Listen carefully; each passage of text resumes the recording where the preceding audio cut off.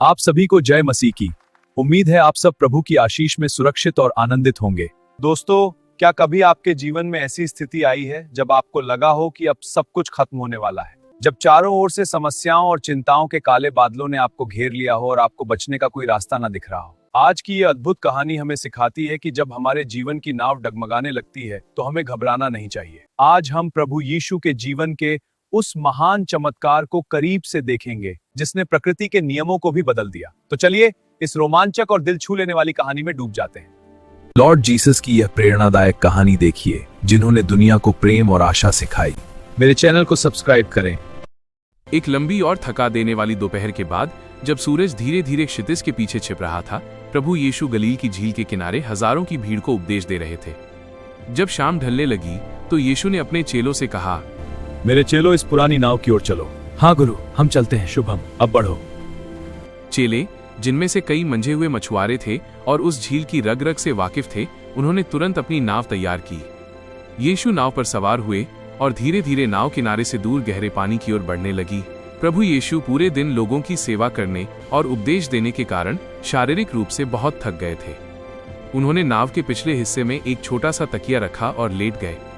कुछ ही पलों में वे गहरी और शांत नींद में सो गए।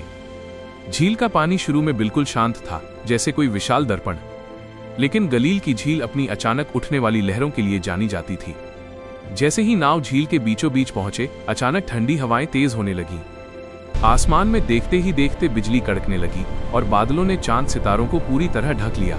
एक भयानक समुद्री तूफान शुरू हो गया। हवाएं इतनी प्रचंड थीं कि वे नाव के पालों को फाड़ने पर उतारू थीं।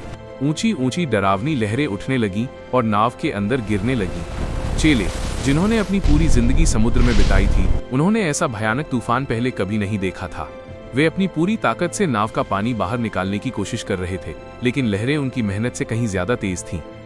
नाव धीरे धीरे पानी से भरने लगी और डूबने के कगार पर पहुंच गई। मौत उनके सामने खड़ी थी। चारों ओर शोर, गरज और चीखें थीं। लेकिन इस सब के बीच प्रभु यीशु अभी भी नाव के पिछले हिस्से में बिल्कुल बेखबर और शांत सो रहे थे।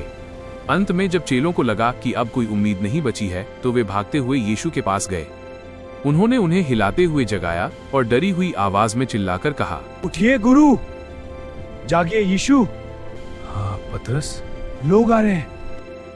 क्या आप हमें मरते हुए देख सकते हैं? यीशु धीरे से अपनी आंखें खोलते हैं। उनके चेहरे पर कोई डर नहीं था, बल्कि एक अजीब सी शांति थी।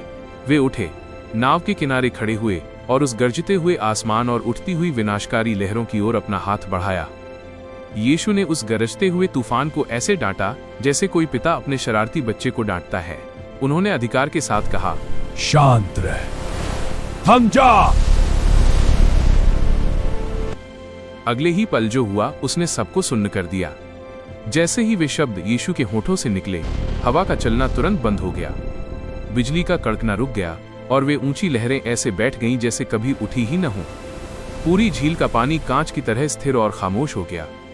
एक पल में मौत का तांडव खत्म हो गया और चारों ओर एक अलौकिक शांति छा गई। यीशु चेलों की ओर मुड़े और उनकी आंखों में देखते हुए धीरे से पूछा, तुम्हारा विश्वास कहाँ है? क्या तुम्हें लगा कि मैं तुम्हारे साथ हूं और फिर भी तुम डूब सकते हो? चेले डर और अचंभे से एक दूसरे का मुंह देखने लगे। वे कांपती आवाज में एक दूसरे से पूछने लगे, ये कौन है? ये कैसे महापुरुष हैं कि हवा और पानी, आंधी और लहरें भी इनके एक शब्द पर थम जाती हैं? प्रकृति भी इनका हुक्म मानती है। उस रात चेलों ने न केवल अपनी जान बचते देखी, बल्कि ये भी जान लिया कि उनके साथ नाव में साक्षात शांति का राजकुमार बैठा है। दोस्तों, ये कहानी हमें बताती है कि हमारे जीवन में भी कभी कभी अचानक दुख, बीमारी या आर्थिक तंगी के तूफान आ सकते हैं। उस समय हमें ऐसा लग सकता है कि प्रभु सो रहे हैं या उन्हें हमारी परवाह नहीं है। लेकिन याद रखिए, अगर यीशु आपकी जीवन की नाव में है, तो वो नाव कभी डूब नहीं सकती। वो आज भी आपके तूफानों को शांत करने की ताकत रखते हैं। बस आपको अपना विश्वास उन पर बनाए रखना है। प्रभु आपको इस कहानी के जरिए हिम्मत और शांति दें। जय मसीह की।